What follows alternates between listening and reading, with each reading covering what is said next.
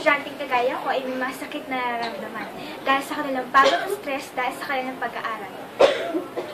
Tingnan na lang natin ito. Gaya ng isang estudyante ko na may pagod at paglalagnan. At ito naman, may sakit na kanilang nararamdaman.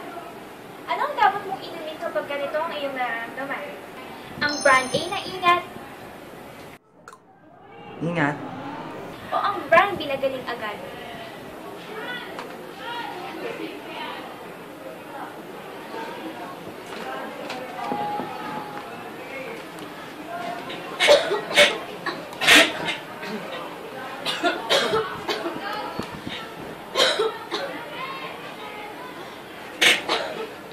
Galing agad.